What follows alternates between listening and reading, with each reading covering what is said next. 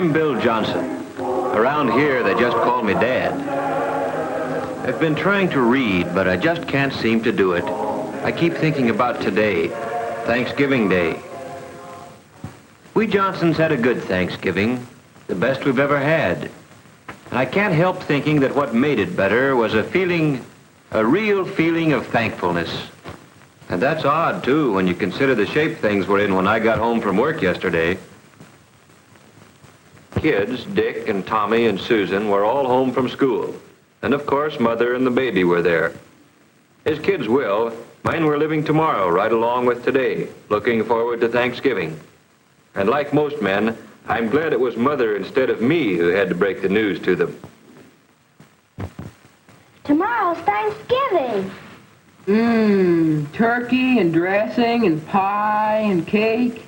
And fruit salad and whipped cream and cranberries. Gee, I can hardly wait. Me too. Well, you know, children, we've had a lot of expenses this month, and, well, your father and I thought that... Well, the truth of the matter is, there just won't be any turkey this year. No turkey for Thanksgiving? Oh, I'm going to make a pumpkin pie. We'll have plenty to eat, but, well, we'll just have to get along without turkey. Mom, you don't mean it. It won't be Thanksgiving at all. Even the Pilgrims had a feast.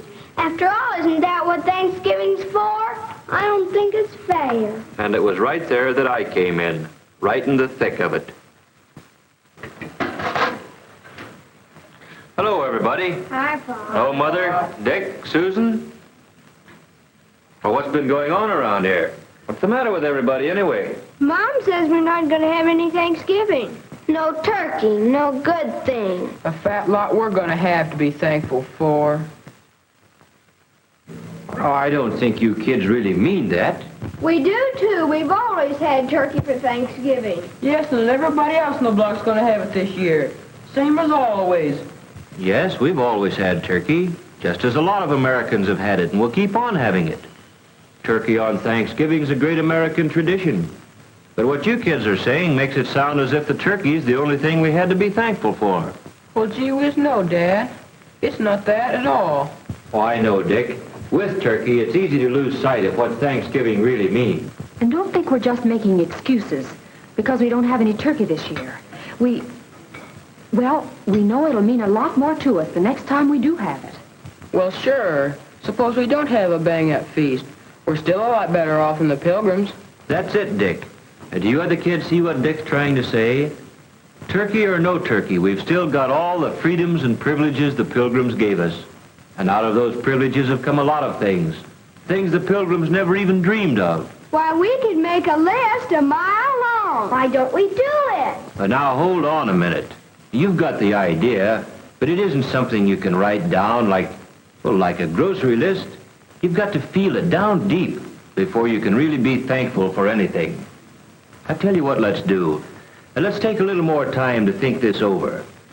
When you get right down to it, there are some pretty tough decisions in making up your mind what means the most to you. Your life? Sure, that's one thing you can't get along without.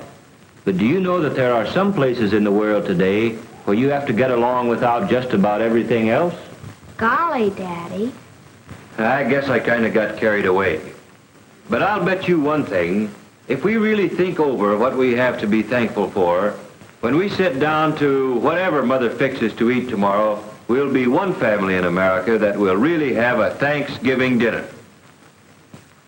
Well, that's how it got started. The Johnsons didn't have any turkey. And the kids, no, I mean everybody, likes to make something special out of a special day. So we fell back on something as old as the Pilgrims, toting up the common, ordinary blessings that we had to be thankful for. That night, I'd see Dick there building his model airplane and Susan just playing. Only they weren't just playing. They were mulling things over, thinking big thoughts for such young heads. And as for Mother and Tom and baby Janet, and yes, me too, it was as if we had our eyes open for the first time. Things there were to appreciate in just any ordinary day in America.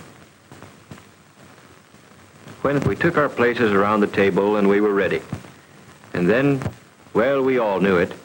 There are some things you just can't say. But everybody in his own way knew what he had to be thankful for, and that this was the time to think about it. Tom was first.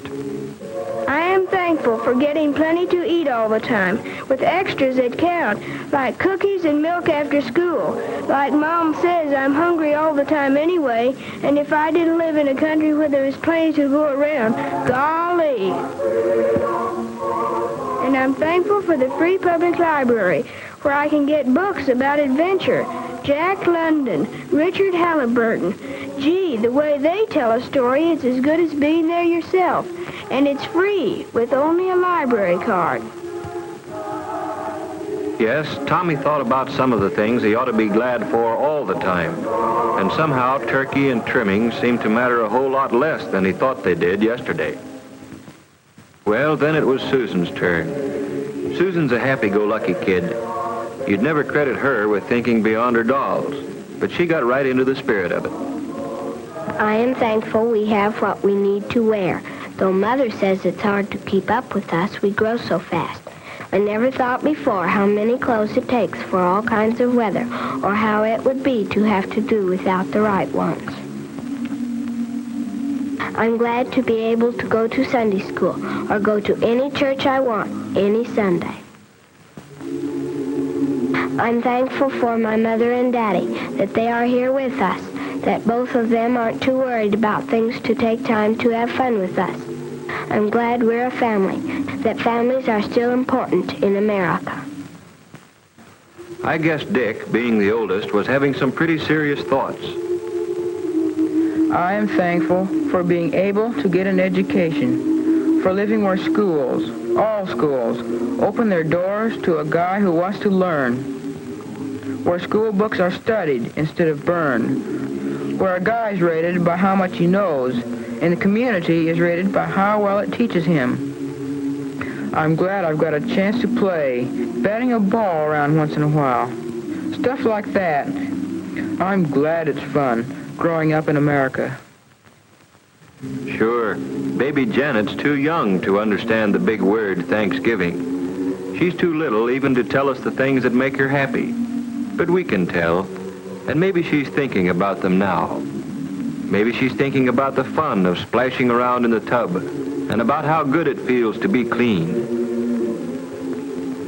About playtime with Mother and the security she feels in Mother's arms.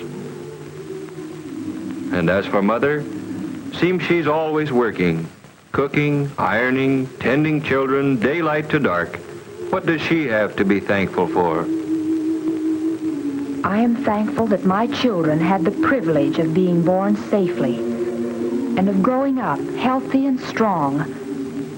I'm thankful that I have the privilege of guiding them as they become useful men and women. And I'm thankful for all the things our American system makes possible for the Smiths and the Browns and the Johnsons, for washing machines, hot water out of a tap, and a telephone to call the doctor when one of the family is sick. A car to get Dad to work. Yes, I'm thankful for all the things free people working together can produce. I'm thankful that when my neighbor drops in to borrow a cup of flour, we've got the right to talk about anything we want to. The parent-teacher project, the new mayor, or Jane Jones' hat.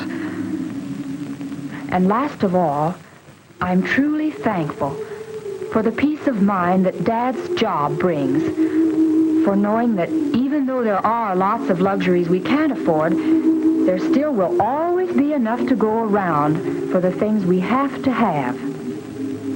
I'm glad Dad doesn't work slave hours, that there are evenings and Sundays and vacations when we can all be together. That's Mother for you, grateful for what America means to her family. And now for me. I've got so many things to be thankful for.